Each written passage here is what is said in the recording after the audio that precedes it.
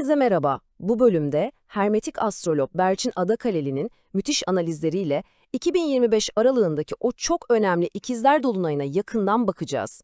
Bakın, Berçin Adakaleli'nin de altını çizdiği gibi bu sıradan bir dolunay değil. Adeta kozmik bir ritüel, evet, göksel bir ayinin ta kendisi.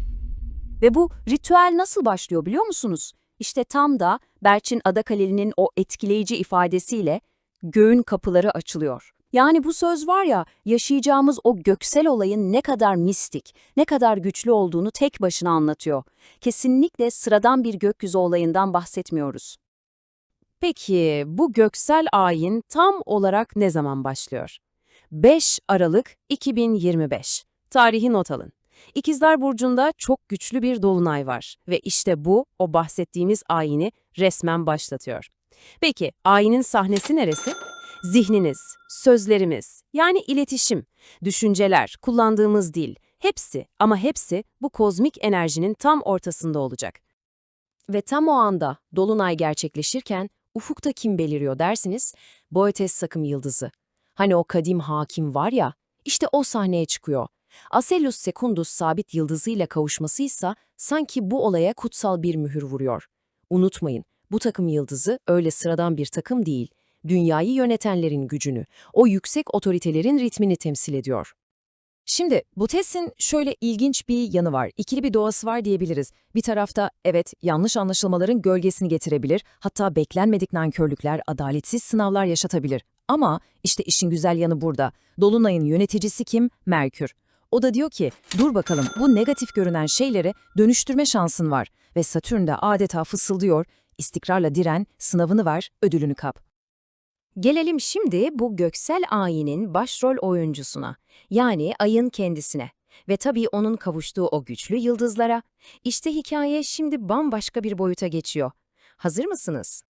Ay, ikizlerde ilerlerken kiminle buluşuyor biliyor musunuz? Büyük avcı Orion'la, özellikle de Tabit sabit yıldızıyla. Bu kavuşum Satürn doğasında bir enerji demek. Yani disiplinli, ciddi, keskin, hatta kaçınılmaz sonuçlar getiren ağır bir titreşimden bahsediyoruz. Oldukça yoğun. Ve bu birleşimin bize fısıldadığı, hatta bağırdığı kadim bir gerçek var. Ava giden avlanır. Bakın, bu cümle tüm bu dolunay analizinin kilit noktası. Niyetiniz neyse, eyleminizin sonucu da o olacak. Kaçış yok. Peki, bu ava giden avlanır prensibi nasıl işleyecek? Şöyle, kendi çıkarı için başkalarına zarar verenler var ya, işte onlar eninde sonunda kendi kazdıkları kuyuya düşecekler. Sistem bunu böyle işletecek.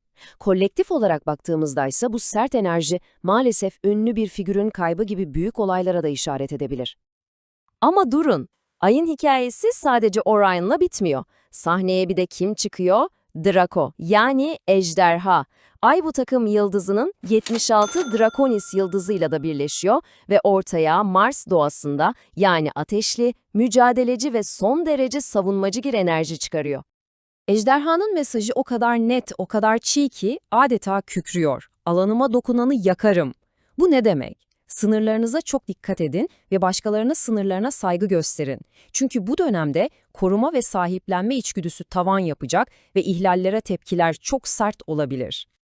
Peki bir yanda ay, avcılar ve ejderhalarla bu kadar yoğun bir mücadele içindeyken gökyüzünün diğer ucunda güneş ne yapıyor? O bambaşka bir hikaye anlatıyor. Gelin şimdi madalyonun diğer yüzüne bakalım. Güneş, Apus takım yıldızının Epsilon Apodis yıldızıyla el ele tutuşmuş durumda. Bu yıldız Uranüs doğasında. Yani ani, şok edici, aydınlatıcı etkiler demek bu. Bize yüksek bilinçten gelen ruhsal titreşimleri, sıra dışı vizyonları ve yepyeni yolculukları müjdeliyor. Peki bu ne getiriyor? 1. Olağan dışı ruhsal deneyimler yaşayabiliriz. 2. Bizi zorlu ama sonunda büyük başarı getirecek bir maceraya çağırıyor. Özellikle de özgürlük ve bağımsızlık için savaşanların yanında. Ama ufak bir kolekte uyarısı da yok değil. Hava trafiği ve uçaklar konusunda biraz daha dikkatli olmak gerekebilir. Tamam, Ay'ı ve Güneş'i gördük. Peki ya diğer gezegenler? Onlar bu büyük ayinde bize nasıl bir rehberlik sunuyor? Hangi araçları veriyorlar? Önümüze ne gibi zorluklar çıkarıyorlar? Hadi bir de onlara bakalım. Bakın bu tablo her şeyi çok güzel özetliyor aslında. Satürn, Mars ve Merkür'ün rollerini görüyoruz. Her biri bir yıldızla konuşuyor ve bize çok önemli bir mesaj veriyor. Satürn diyor ki, istikrarlı ol, sözünü tut. Mars diyor ki, özgürlük için risk al. Ama en kritik mesaj Merkür'den geliyor çünkü o bizi bir yol ayrımına geçiriyor.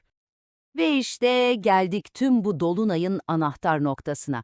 Dolunayın yöneticisi Merkür, Yılan takım yıldızının o gizemli yıldızı Unukalha ile kavuşuyor. Yılanın boynu anlamına gelen bu yıldız, yaşamla ölüm arasındaki o incecik çizgidir. Enerjisi muazzamdır. Hem şifa olabilir hem de zehir. Unukalha'nın mesajı çok derin. Bize ışıkla gölge arasında bir seçim sunuyor. Kolektif olarak evet, bulaşıcı hastalıklarda ya da tanısı zor nörolojik durumlarda bir artış görebiliriz. Ama bakın, en önemli mesajı bu değil. En önemli mesajı şu: bu zorlukların içinden geçerek, disiplin ve sabırla hareket ederseniz, muazzam bir şifa potansiyeli de sizi bekliyor. İşte, tüm bu göksel güçler bir araya geldiğinde, o büyük ritüel zirveye ulaşıyor ve bizi en can alıcı soruyla baş başa bırakıyor. Peki bu devasa kozmik sahnede sizin rolünüz ne olacak? Avcı mı olacaksınız yoksa av mı? Berçin Adakale'nin de vurguladığı gibi cevap tamamen sizde. Bu dolunaya hangi niyetle, hangi eylemlerle geldiğiniz kaderinizi doğrudan belirleyecek. Çünkü Berçin Adakale'nin analizinin özü tam olarak bu. Sistem, niyetinize göre karar verecek. Evrenin işleyişi rastgele değil.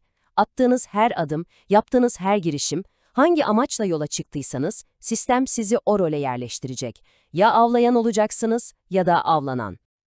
İşte seçim bu kadar net. Eğer eylemlerinizde dürüstlük ve adalet varsa, avcısız olursunuz. Yani hedefinize ulaşan, başarılı olan. Ama eğer eylemlerinizde bencillik ve kötü niyet varsa, o zaman kusura bakmayın, kendi tuzağınıza düşen ava dönüşürsünüz. Bu dolunay işte böyle kozmik bir terazi kuruyor. Ve unutmayın, tüm bu karmaşık göksel olayın nihai amacı cezalandırmak değil. Amaç, adaletin adaletli bir şekilde tecelli etmesi. Bu bir denge kurma ritüeli. O Unukalahi Köprüsü'nde şifa ve gölge, bilgelik ve sınav bir araya geliyor ve evrenin adalet terazisi yeniden ayarlanıyor.